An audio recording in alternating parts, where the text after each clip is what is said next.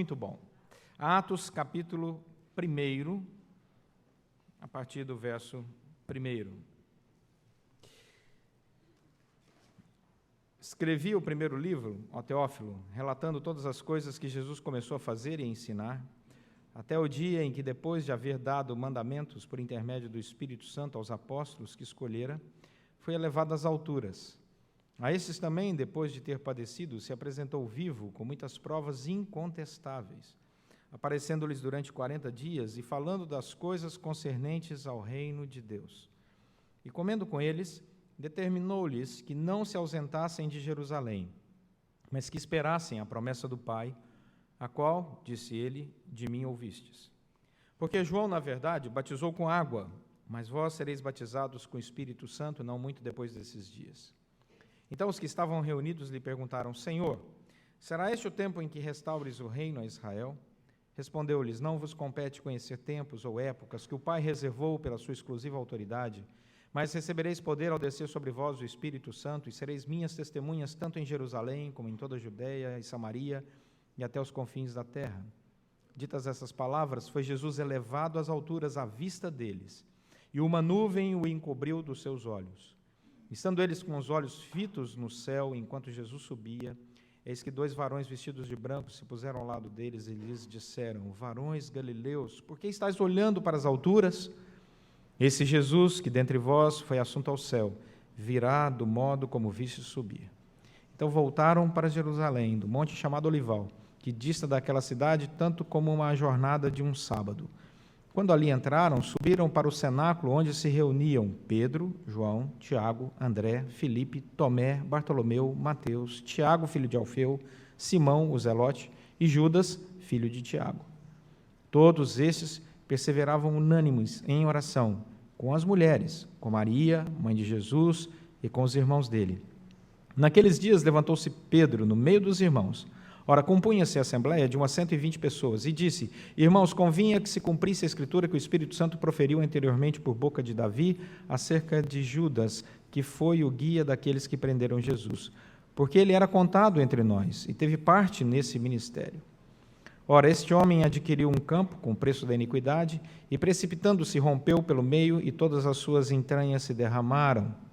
Isso chegou ao conhecimento de todos os habitantes de Jerusalém, de maneira que em sua própria língua, esse campo era chamado Alceldama, isto é, campo de sangue. Porque está escrito no livro dos Salmos: Fique deserta a sua morada, e não haja quem nela habite, e tome outro o seu encargo. É necessário, pois, que dos homens que nos acompanharam todo o tempo que o Senhor Jesus andou entre nós, começando no batismo de João até o dia em que dentre nós foi levado às alturas, um destes se torne testemunha conosco da sua ressurreição. Então propuseram 2, José, chamado Barsabas, ou Barsabás, cognominado Justo, e Matias. E orando disseram: Tu, Senhor, que conheces o coração de todos, revela-nos qual desses 2 tens escolhido, para preencher a vaga neste ministério e apostolado, da qual Judas se transviou, indo para o seu próprio lugar. Os lançaram em sortes, vindo a sorte recair sobre Matias, sendo-lhe então votado o lugar com os 11 apóstolos. Esse livro é tão interessante que dá vontade de continuar lendo até o final, porque ele conta uma história. E vamos orar mais uma vez. Ó Deus, essa história tem a ver com a nossa história. Portanto, toca a nossa história com a Tua história e fala aos nossos corações pela obra do Teu Santo Espírito, pois oramos em nome de Jesus Cristo. Amém. E a pergunta é: qual é a sua história? Eu vou repetir para te dar um tempo para pensar. Qual é a sua história? Qual é a sua história? Onde você nasceu? Era uma cidade pequena? Uma cidade grande? Cidade interior? Você vem de uma família simples? Vem de uma família abastada? Vem de uma família de políticos e deseja que ninguém descubra isso? Qual é a sua história? Onde você estudou? Seus colegas de escola, onde estão? O que aconteceu com eles? Qual é a sua história pessoal? Onde você estudou? Ou onde você se formou? Qual é a sua história familiar? Onde é que você encontrou as pessoas que hoje você chama de família e que têm caminhado com você? Há quanto tempo? Quais foram as lutas, as vitórias, as derrotas? Qual é a sua história? Qual é a sua história profissional? O que você, pela graça do bom Deus, tem sido conduzido e tem conseguido sustentar sua família profissionalmente? Qual é a sua história? Todos nós temos uma história. E todas as histórias são interessantíssimas. Interessantíssimas. Eu confesso que já pensei até em escrever um livro das histórias que já ouvi, pedindo, obviamente, licença para as pessoas, né, e dizendo, olha, eu gostaria de gravar essa história e quem sabe uma hora isso virá livro, quem sabe as pessoas iriam autorizar, porque são tantas histórias interessantíssimas. Tem histórias que são tão interessantes que você consegue ficar acordado por 2, 3, 4 horas. E tem histórias que têm o dom do alcadio. Em 5 minutos você apaga, não é? Mas é fantástico o universo das histórias. As histórias estão aí para serem contadas, né? E é interessante porque a palavra de Deus diz que Deus é um Deus da história. A nossa fé é uma fé histórica. A nossa fé é uma fé histórica. Nós não cremos em mitos. Nós não cremos em algo que alguém inventou. A nossa fé é histórica. Quando nós discutimos sobre a existência de Deus, nós recorremos à história, porque Deus se encarnou, viveu entre nós, cheio de graça e glória, e vimos a sua glória, glória como do unigênito do Pai. Então nós não temos problema nenhum na dúvida que a maioria das pessoas aí fora tem. Será que Deus existe ou não existe? Deus existe, Ele já viveu entre nós, Ele foi morto e ressuscitou. E essa semana abriram o túmulo dele depois de muitos séculos. E sabe o que descobriram? Que o túmulo continua vazio.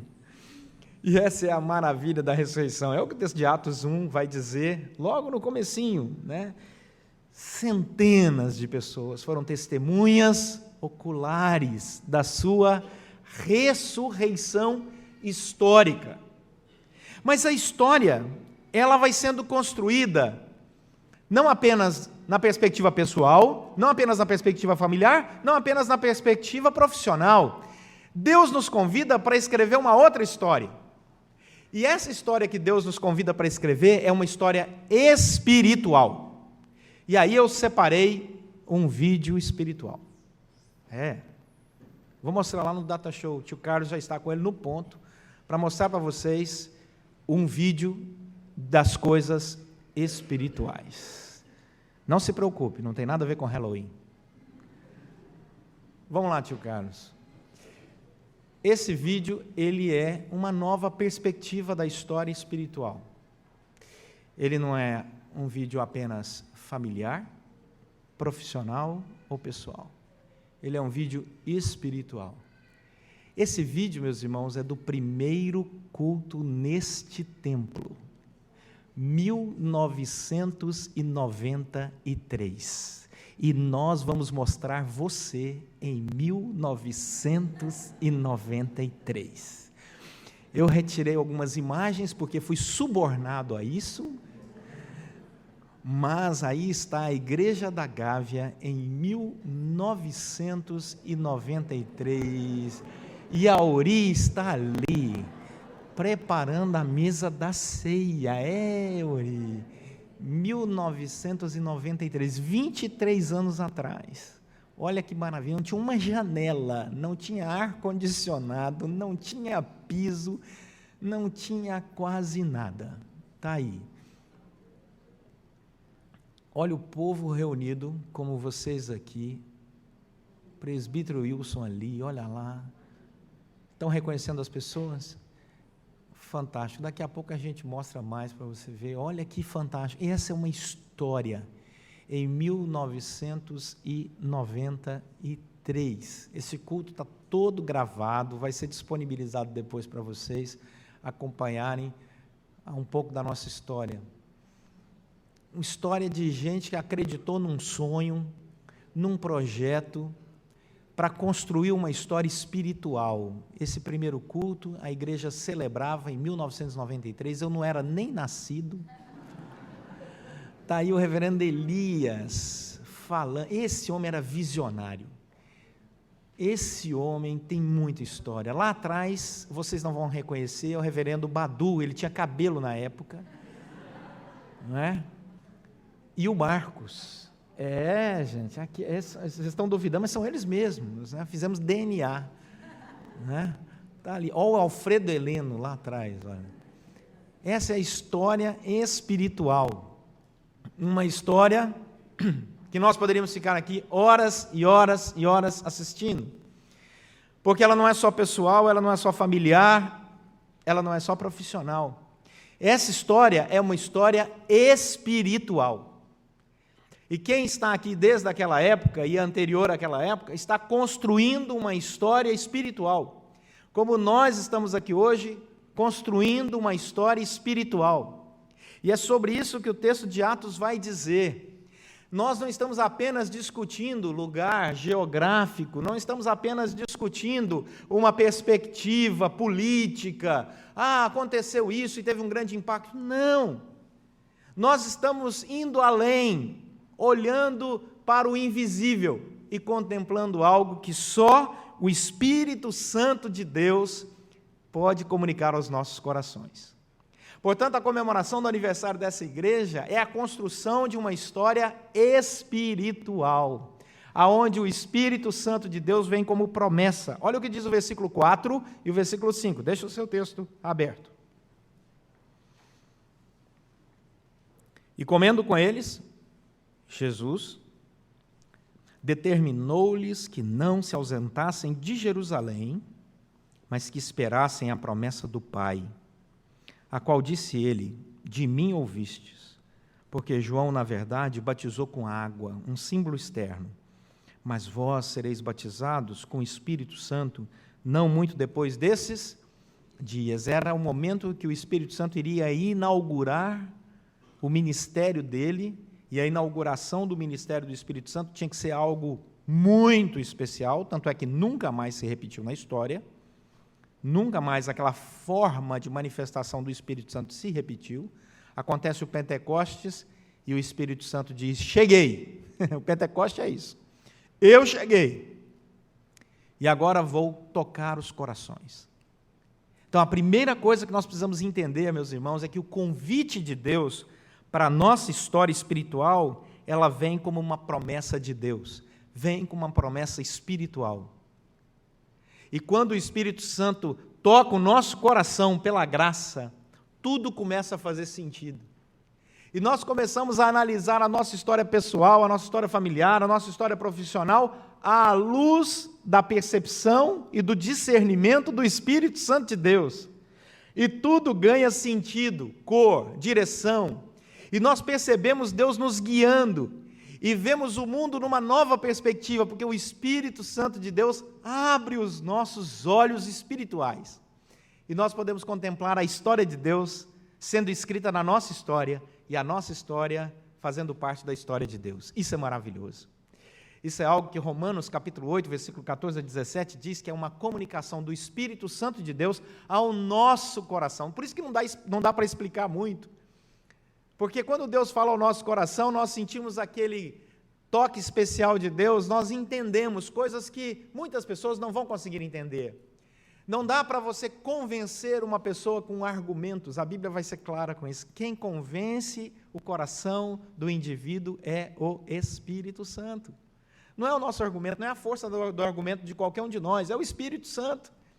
E quando ele toca o nosso coração, nós percebemos que temos propósito. Olha o que diz o verso 8 ao verso 11. Os propósitos começam a surgir. E o propósito para a nossa vida é viver debaixo do poder do Espírito Santo. Mas recebereis, versículo 8, poder ao descer sobre vós o Espírito Santo. E aí a pergunta é, e o poder do Espírito Santo, ele vem para quê? Para que eu saiba antecipadamente os números da Mega Sena? Aleluia! Não. O poder do Espírito Santo vem para quê? Para me fazer um guru espiritual? Não. O poder do Espírito Santo vem para quê? Para que eu possa orar por todos os enfermos e todos eles serão curados? Não. Isso tudo é graça de Deus, que Deus derrama sobre nós, quando Ele traz providência sobre as nossas vidas, quando Ele responde às orações, cura pessoas, abençoa aqueles que nós amamos tanto e todos nós também, mas olha o versículo 8, a Bíblia é clara: vocês vão receber o poder do Espírito Santo e vocês serão o quê? Minhas testemunhas.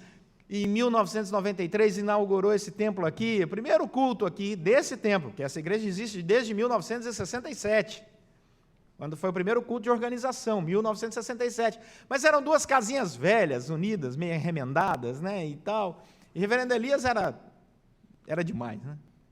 Reverendo Elias e a igreja, o primeiro conselho da época, e dos outros que vieram junto, sempre acreditaram: vamos construir um prédio, construir esse prédio aqui atrás, né?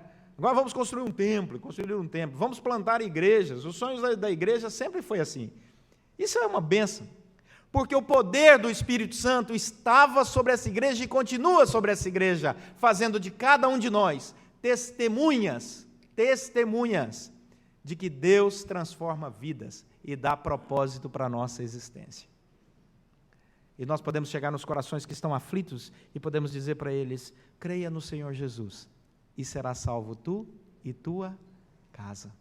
Creia no Senhor Jesus e Ele vai proteger a sua vida. Creia no Senhor Jesus, Ele vai conduzir os seus passos. Creia no Senhor Jesus e você será um proclamador das boas novas. Você vai ser uma pessoa que vai abençoar outras pessoas com as suas palavras. Isso é maravilhoso. Olha o que diz o versículo 9. Ditas essas palavras, foi Jesus elevado às alturas, à vista deles, e uma nuvem o encobriu dos seus olhos. E eles ficaram olhando aquilo. É interessante esse pequeno detalhe da Escritura. Quais foram as últimas palavras de Jesus? Vocês serão minhas testemunhas. Se Jesus não disse mais nada, é porque mais nada precisava ser dito.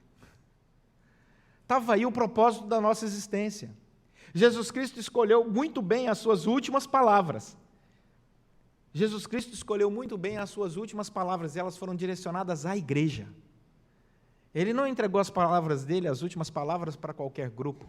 Ele disse: vocês têm a responsabilidade de martireu. A palavra grega que Jesus usou aqui, martireu, testemunhas, é a palavra que do português vem mártir. Alguém que morre pelo seu ideal. Ao longo da história da igreja da Gávea, nesses 49 anos, muitas pessoas entraram e saíram. Ah, não, eu sou testemunha por um tempo, depois eu resolvi não ser mais testemunha. Não foi testemunha coisa nenhuma, porque martireu é até o fim. Aí não foi martireu, né? Abandonou a caminhada no meio do caminho, não é martireu.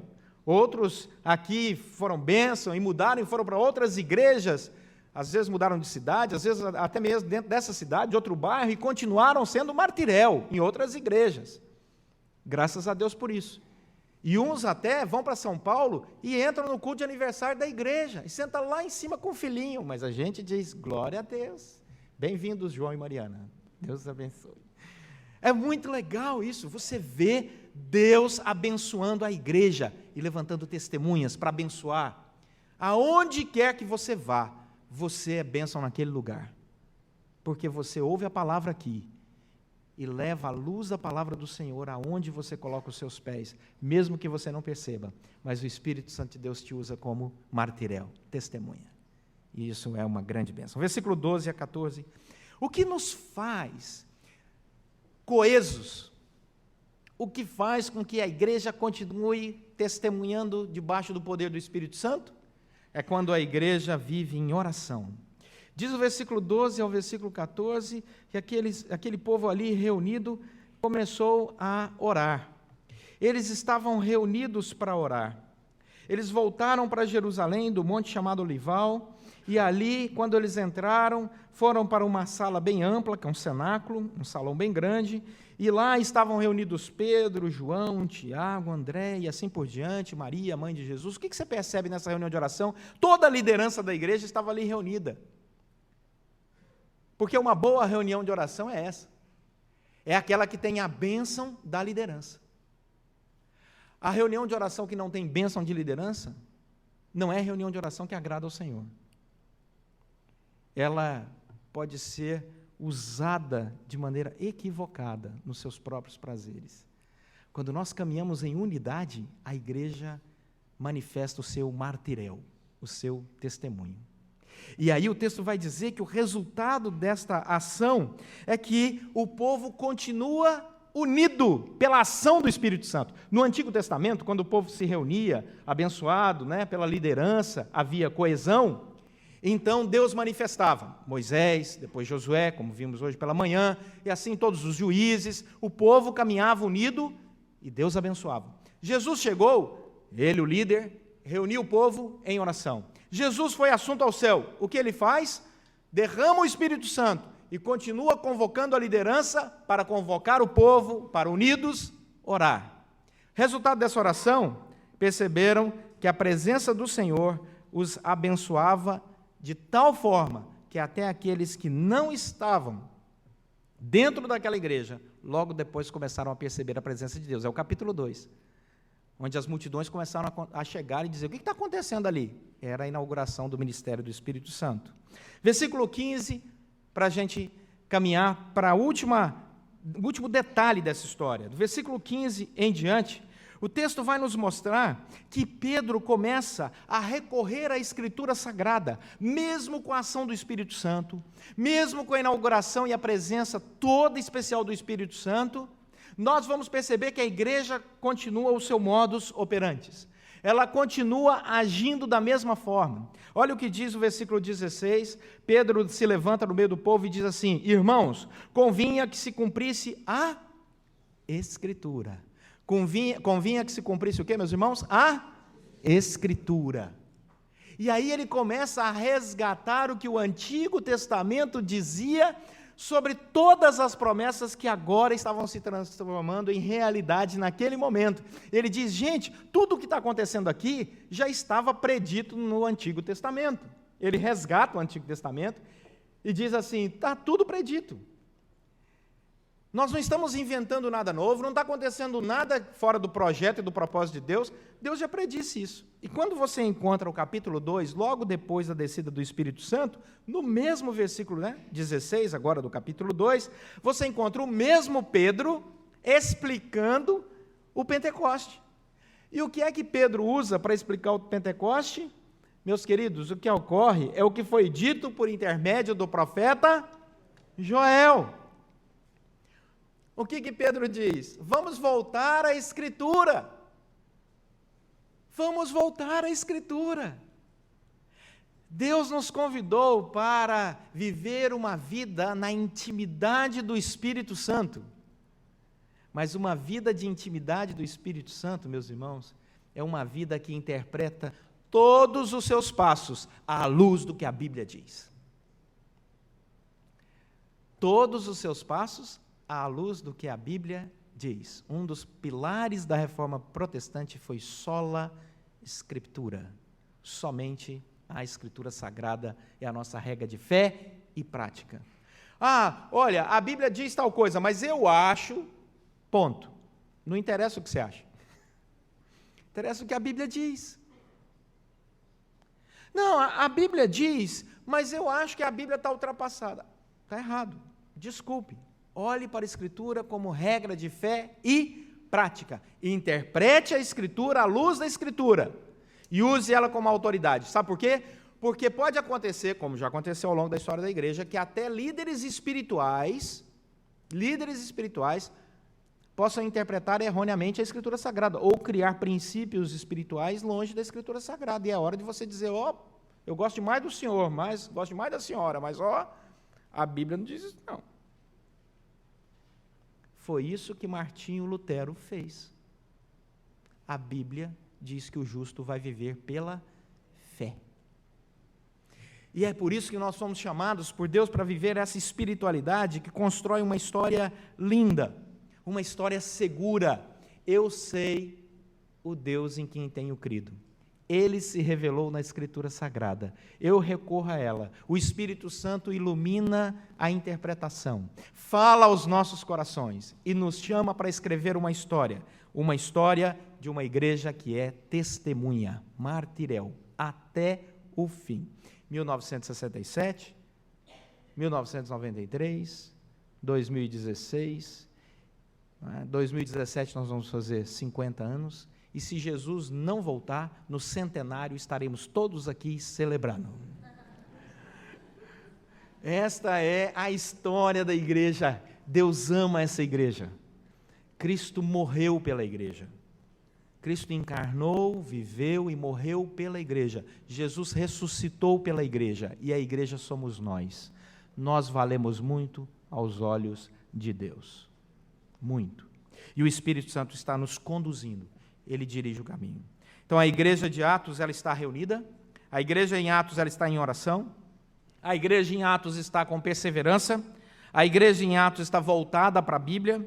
A igreja em Atos está esperando a promessa. A igreja em Atos recebe a promessa. A igreja em Atos tem consciência da sua missão. Portanto, ela fez história. E nós somos a igreja que está fazendo a história hoje. A mesma igreja, debaixo do mesmo senhorio, dirigida pelo mesmo Espírito Santo, pregando a mesma palavra, com o mesmo objetivo. Vamos continuar testemunhando para a glória de Deus. Tá bom, pastor, o senhor falou, mas o que é que eu levo para casa? Nós temos uma história.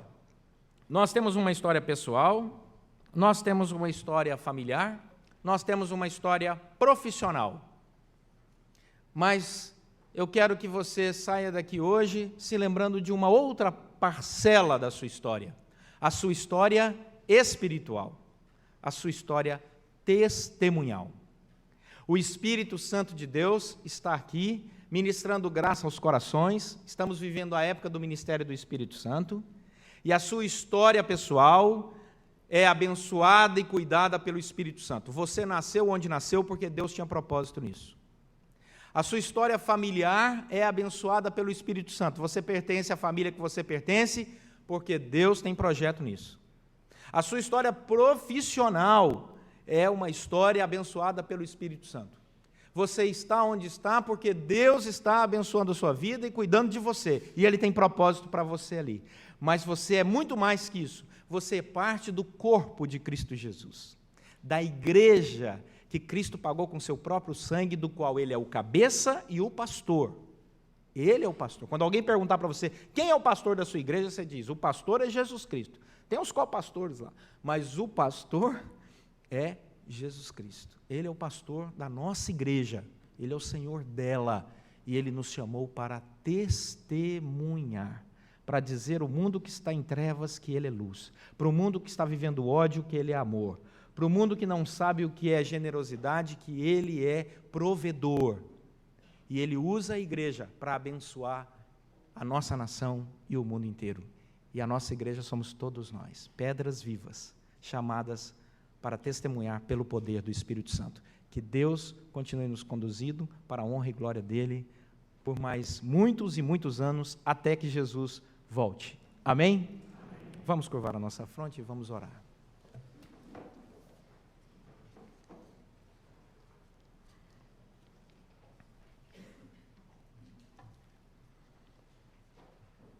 Sua história está nas mãos do Senhor.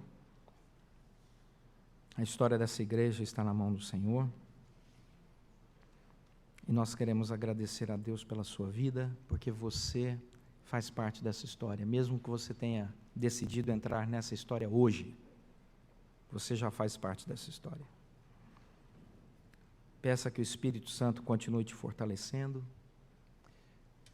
para que você seja bênção nessa igreja, e que essa igreja seja bênção no mundo, que você seja bênção na sua família, que você seja bênção em todos os lugares que você estiver, para a glória do Senhor. Senhor, nosso Deus e Pai, nós queremos te agradecer, porque há 67 anos atrás, essa igreja foi organizada por um grupo de irmãos e irmãs visionários. Alguns ainda estão aqui nessa noite, nós louvamos o Teu nome por essas vidas. Alguns desejariam estar, estão nas suas casas, que o Senhor os abençoe. Nós queremos te agradecer pelo coração maravilhoso que o Senhor deu ao reverendo Elias e Dona Doris. Que pessoas, ó Deus, espetaculares, que visão. Muito obrigado pelo compromisso deles e de todos que começaram essa história. Muito obrigado, Senhor, por cada liderança, por cada membro que tem construído essa história ao longo desses 49 anos. Que o Senhor continue fazendo dessa igreja uma igreja pautada na excelência do servir ao Senhor, para a honra e glória do Senhor. Uma igreja que testemunhe pelo poder do Espírito Santo em todo lugar, em todo tempo, a todas as pessoas. Que o Senhor habilite pela obra do Teu Santo Espírito cada membro dessa igreja para quando abrir os seus lábios, profetizar, falar, proclamar a palavra do Senhor, que é revelada e está pronta para ser dita em todos os lugares. Que o Senhor capacite a cada um, Senhor. Nós reconhecemos que quando abrimos a Tua palavra, o Senhor dá graça e o Senhor transmite a Tua mensagem profética aos corações. E pedimos que o Senhor habilite cada membro desta igreja para ter essa autoridade no Teu Santo Espírito, de ser testemunha para a glória do Senhor, no poder do Senhor. Ó Deus, que cada lar aqui representado possa experimentar a alegria de viver na comunhão com o Teu Santo Espírito. E assim, ó Deus, poder viver e experimentar o fruto do Teu Santo Espírito nas suas vidas, na vida das suas famílias e dos lugares onde eles frequentam. E acima de tudo, Senhor, que ao reunirmos aqui, o Senhor continue nos dando essa alegria da comunhão. Pedimos a Tua bênção sobre todos nós, que o Senhor continue sendo Deus provedor de toda essa obra, pois oramos em nome de Jesus Cristo. Amém.